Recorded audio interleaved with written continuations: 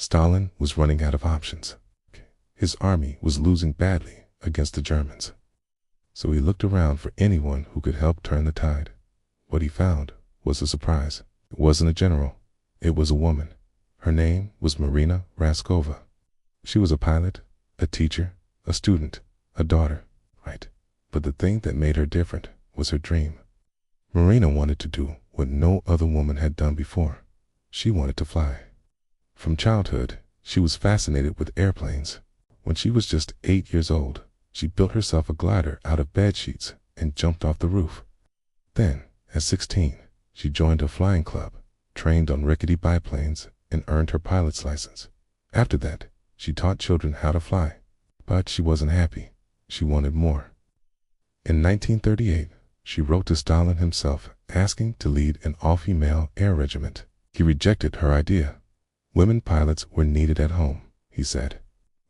They should stick to ferrying planes, towing targets, and testing new equipment. That's all. But then something happened that changed everything. Germany invaded the Soviet Union. Cities were burning. The Red Army was collapsing. Every man was sent to the front. But what about the women? Marina got her chance. She knocked on Stalin's door again, and this time, desperate and out of options, he agreed. He gave her 1,000 female students, second-hand planes, uniforms, and a mission to make Stalin proud. And so, the 588th Night Bomber Regiment was born. Their first job scared the living daylight out of the Nazis. How? Flying like witches.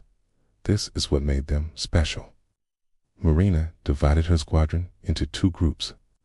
One group flew during the day. They transported refugees, wounded soldiers, and supplies. They bombed German positions and rescued downed pilots. They did everything except what they were trained for.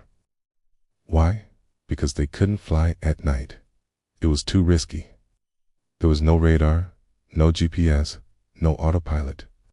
Pilots had to rely on dead reckoning, stars, compasses, and landmarks. But the girls had an advantage. First, they had their youth. Their reflexes were faster. Their eyesight was sharper. Second, they had their secret weapon. That's right, they flew slow planes. These Polikarpov Po-2 biplanes were made of wood and fabric, powered by a single 750cc engine that made less than 200 miles per hour. It was slower than a Russian taxi. Right. Here's the kicker. They flew them like taxis. Just imagine a wooden plane cruising along at 200 miles per hour. It's easier to hear, see, and hit. You can't sneak up on your prey. They were easy to spot. Not exactly what you need when you're trying to bomb the living daylight out of the enemy. But there was a way to fix that. Here's the solution. They flew them backwards. This way, the loud engine was behind them. The Germans couldn't hear a thing. Then they turned off the engine completely. Silence. Total silence. They glided silently above the enemy like ghosts. But how did they drop their bombs? Well, here's where things get crazy. You know those little toy planes you have as a kid? Well, these planes flew like that. They flew upside down. That way, gravity helped pull the bombs out of the back. Of course, that wasn't easy. If you've ever tried to drop a toy airplane out of its mouth, you know what I mean. It takes practice. And trust me, these girls practiced a lot. But when they were ready, the results were deadly. Listen to this. Before they dropped their bombs, the girls sang. They sang songs of courage, anger, and revenge. And then they released their payload. 1, 2, 3 bombs exploding behind enemy lines. And by the time the Germans heard them coming, it was already too late. They were called Nachthexen, which means night witches, but they weren't witches. They were teenage girls, teachers, students, daughters. They flew in darkness. No radar, no lights, no parachutes, and no fear.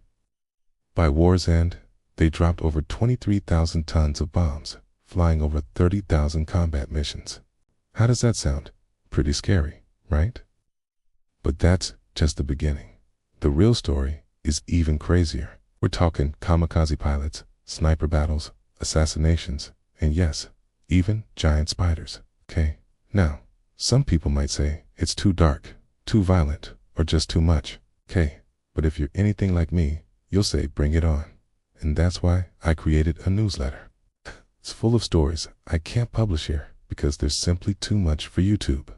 But if you want to know more about the scariest, weirdest, craziest World War II stories ever told, then sign up today and join our growing community. You'll find links in the description below.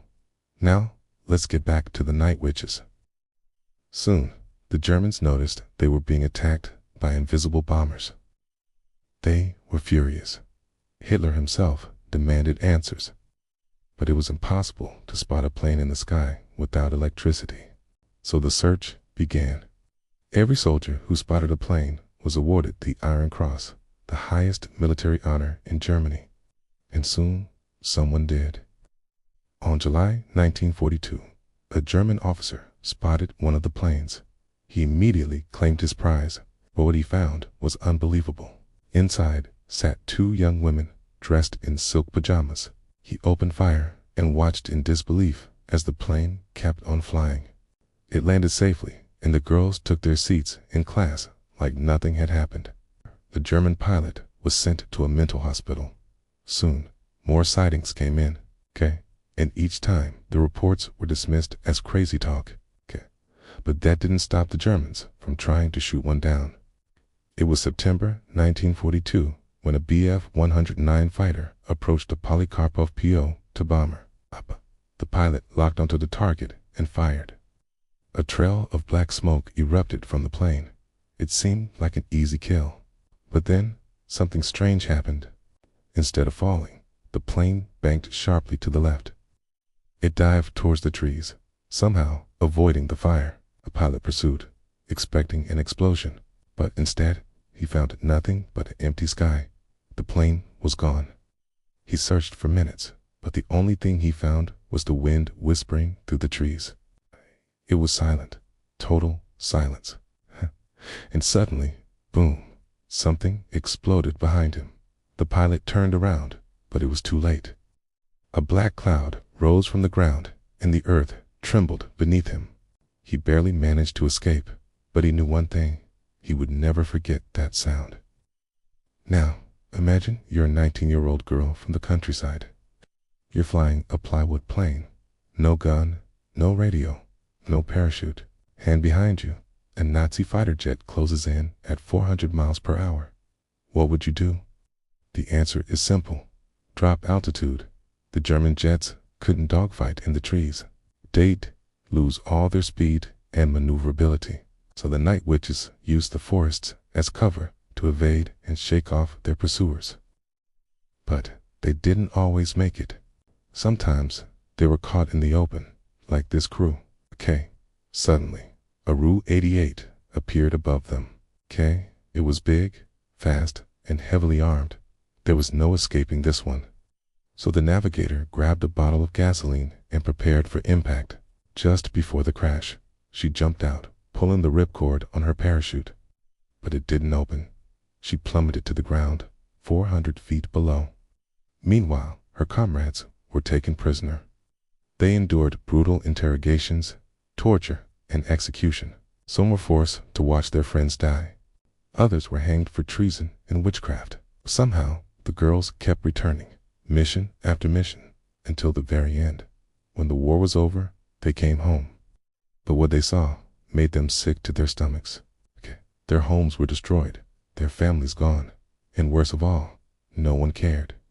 Some generals even mocked them. They flew too well to be women, they said. But that didn't stop them. They flew over 3,000 bombing missions, dropping almost 18,000 tons of explosives, even though they were promised neither glory nor medals. But eventually, their story was rediscovered. In 2016, the surviving night witches were finally given the medals they deserved. But you know what? I think they deserve more. I think they deserve to be remembered as heroes. Do you agree? Let me know in the comments. And don't forget to sign up for the newsletter. We'll see you next time.